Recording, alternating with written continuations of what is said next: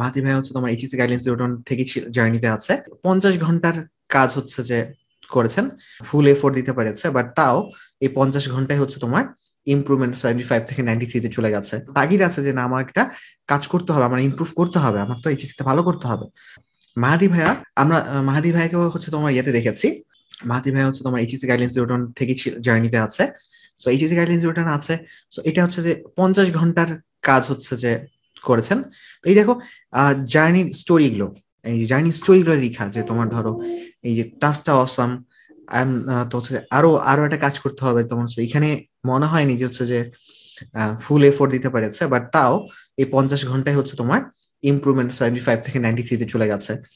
এই যে গ্রাফটা নিয়ে কাজ শুরু করেছে, এবং তারপরে একের পর এক দেখো, এটা নেশা ধরার ব্যাপার না, তোমার একটা সমস্যা আছে এবং তুমি দেখতেছো যে ইনপুট দিলে তোমার মার্ক ইমপ্রুভমেন্ট হচ্ছে, তাহলে একটা নেশা চলে আসবে না যে না আমাকে জিনিসটা আবার করতে হবে, রাইট? এবং একটা তো তোমার নেশা চলে আসবে, আরেকটা হচ্ছে দ্য মোমেন্ট তুমি হচ্ছে যে কোর্সে জয়েন করতেছো, আগে সবগুলো ফর্মে বেশ কয়েকবার ডিসক্লেমার দেওয়া যে হচ্ছে যে জয়েন করিও না। বারবার বলা হচ্ছে যে ভিতরে যাওয়ার পরেই তোমাকে বিভিন্ন টাস্ক দেওয়া হবে, সো তোমার রোবোটিক মোডে টাস্কগুলো ডান করে যেতে হবে। এটা তো, এবং যদি এটা ডান না করতে চাও তাহলে হচ্ছে যে জয়েন করার কোনো দরকার নেই। একে তো হচ্ছে যে তুমি তুমি কমিটেড যে তুমি টাস্কের ফরম্যাটে থাকবা, দ্বিতীয়ত হচ্ছে যে দেখো যে তুমি ইনপুট দিচ্ছ, তুমি হচ্ছে যে তোমার ডেটা ইমপ্রুভমেন্ট হচ্ছে, তো তাহলে তুমি হচ্ছে যে অবশ্যই কি করবা, অবশ্যই তোমার একটা নেশা চলে আসবে যে তোমার তাগিদ আছে যে না আমার একটা কাজ করতে হবে, আমার ইমপ্রুভ করতে হবে, আমার তো এইচএসসি তে ভালো করতে হবে। তো এই জিনিসটাই ধরো, তো দেখো কত কত এক্সপিরিয়েন্স, যে হ্যাঁ এই টাইপের এক্সপিরিয়েন্স হয়েছে এবং কত পরিশ্রম। এবং এই যে জার্নি স্টোরি তোমরা আপডেট দেওয়ার সময় স্টোরি গুলো সহ লিখবা। এখন বড় ভাই আপুরা সবাই হচ্ছে যে স্টোরি গুলো সহ লেখার চেষ্টা করেছে। তোমাদের জার্নি নিয়ে রোড ম্যাপ হচ্ছে যে, রোড ম্যাপ প্রথমে এইচএসসি গাইডলাইন 010 জার্নিটা করা, দেন তারপরে হচ্ছে যে পরীক্ষার আগে আগে এইচএসসি 1 মাস আগেই এইচএসসি মেন্টরশিপ গ্রুপে যে লাস্ট মোড এইচএসসি টাস্ক দেওয়া আছে, so last mode HSC task করা, দেন তারপরে তো অ্যাডমিশনের সময় তো তোমরা অ্যাডমিশনের টাস্ক করবে। এখন যারা হচ্ছে যে চাচ্ছ যে অ্যাডমিশন এগিয়ে রাখতে, তারা হচ্ছে যে অলরেডি অ্যাডমিশন গাইডলাইন্স ওটার কাজ অলরেডি শুরু করেছো। সো এখন মেইনলি এইচএসসির জন্য যদি কি করবে, এইচএসসির জন্য এইচএসসি গাইডলাইন্স ওটার টাস্কগুলো করবে।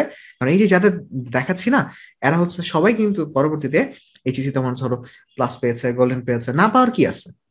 তুমি তোমার সে অবস্থা ছিল এরকম, তারপরে হচ্ছে তুমি ইমপ্রুভ করে এই জায়গায় আসতেছো। কি ছিল ওইটাতে তোমার আত্মীয় স্বজনকে ইয়াপার এনএসআই গ্রুপ পাঠাবে না তো যে ও আগে মানে রুদ্র কিন্তু তোমার হচ্ছে জিপি 5 পেয়েছে, ও যে পাইছে জিপি 5, তখন ওর বাসায় তো ইয়া পাঠাবে না বা স্কুল কলেজে পাঠাবে না, আসলে ম্যাথে ভালো ছিল, ভালো ভালো যদি না থাকে তাহলে ওকে কেন ম্যাথে প্লাস দেবো বলো? মেহেদি ভাইয়ের হচ্ছে যে টপিকটা বলছিলাম, তাই না? এইরকম ভাবে চলতে থাকে চলতে থাকে।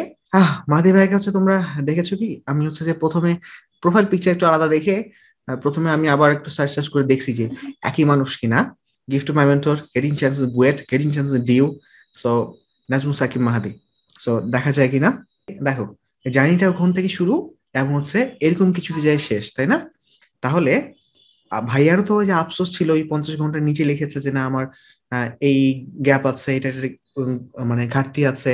সো সবকিছু মিলে কিন্তু জার্নিটা শেষ করে তো জিনিসটা এমন সুন্দর কিছু জায়গায় এসে পৌঁছেছে, তাই না?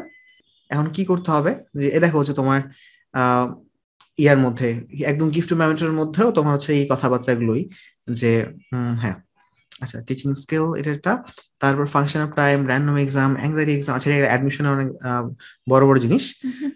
গাইডলাইন্স 0-1, গাইডলাইন্স 0 নাম থাকবেই তোমার হচ্ছে, দেখবো যে গিফট মেন্টরের মধ্যে suspend replace strategies that help me গেল। দেখো হচ্ছে গাইডলাইন্স 0-1 এর যে এইচএসসি গাইডলাইন্স 0-1 এর যে জার্নিটা শুরু হয়েছে, সেটা পরবর্তী এইচএসসি গাইডলাইন্স 0-1 এরপরে লাস্ট মনে এইচএসসি মেন্টরশিপ, সো দেন তারপরে অ্যাডমিশনের জার্নি, এই পুরো জার্নি জুড়ে জিনিসটা একদম খুবই এই যে এক্সেপশনাল মেন্টরশিপ বলতেছে, তো টাস্কগুলো করার মাধ্যমে আসলে জিনিসটার স্বাদটা পুরোপুরি পাওয়া যাবে, তাই না? তারপরে ধর হচ্ছে তোমার শোয়েব হাসনাত, এই ভাইয়ের সাথে হচ্ছে তোমার মানে ভাবি যেদিন ভাইবা হচ্ছে, ভাইবা যেদিন হচ্ছে ওদিন হচ্ছে দেখা হয় যে, এবং দেখা হওয়ার পরে মানে দেখা হয়েছে, আমরা ভাই ভাই ওখানে আছি, ভাইয়া আসেন, আসার পরে বলেন যে ভাইয়া আমি তো এইচএসসি গাইডলাইন্স 0-1 থেকেই ছিলাম, হুম। সো এইচএসসি গাইডলাইন্স 0-1 থেকে ছিলাম প্রিপারেশনের সাথে, এবং এইচএসসি গাইডলাইন্স 0-1 এর আগে আমার এইচএসসি পড়াশোনা নিয়ে আমি হচ্ছে যে অনেক অগোছালো ভাবে ছিলাম। তারপরে এই মানে স্ট্র্যাটেজি গুলো হচ্ছে যে আমার স্ট্র্যাটেজি গুলো হচ্ছে তার হচ্ছে যে অন্যরকম ভাবে হিট করে। এবং সো ব্যাপারটা হচ্ছে কোর্সের নিয়মই যেহেতু তোমার হিট করুক আর না করুক তোমার কাজ করতে হবে, কাজ করার জন্য তুমি এসছো, কাজ করতে হবে। সো অন্যরকম ভাবে হিট করে এবং সে টাস্কগুলো করে, এবং একটু ইতস্তত করে বলছে ভাইয়া আমার আরো ভালো করার ইচ্ছা ছিল, আমার ভালো করার ইচ্ছা ছিল, তো একটু খারাপ হয়েছে। সো এইচএসসিটাতে একটু খারাপ হয়েছে। সো সেটা হচ্ছে কি যে 600-র মধ্যে 594 পেয়েছে। এবং হচ্ছে তোমার এই যে দেখো এইচএসসি তে সায়েন্স সাবজেক্ট গুলো ওভারঅল 99% মার্ক আসে। তো 99% মার্ক আসে, বুঝতে পারছো 594 আর 600 এত আসলে আসার দরকার নাই। তো ব্যাপারটা হচ্ছে যে এই দেখো ভাইয়া আসলে কিসের কথা বলতেছে, এইচএসসি টাস্কের কথা কিসের কথা বলতেছে বলো তো মোমো? ভাইয়া এইচএসসির মধ্যে এইচএসসি গাইডলাইন্স 0-1 এর কাজ কথা, এইচএসসি টাস্কের কথা বলতেছে, যেটা হচ্ছে এইচএসসি গাইডলাইন্স 0-1, তাই না? সো এইচএসসি গাইডলাইন্স 0-1 এবং লাস্টে আমরা এইচএসসি মেন্টরশিপে হচ্ছে তোমার লাস্ট মোমেন্ট কিছু এইচএসসি টাস্ক করাই। সো এই তো, কিন্তু বেশিরভাগ জার্নি জুড়ে সময় চলে হচ্ছে তোমার এইচএসসি গাইডলাইন্স 0-1, যেটা হচ্ছে তোমার 23 ব্যাচ হিসেবে এখন কর্তব্য, এবং 22 ব্যাচ হিসেবেও প্রথম প্রথম কর্তব্য হচ্ছে তোমার এইচএসসি গাইডলাইন্স 0-1 টাস্কগুলো করা।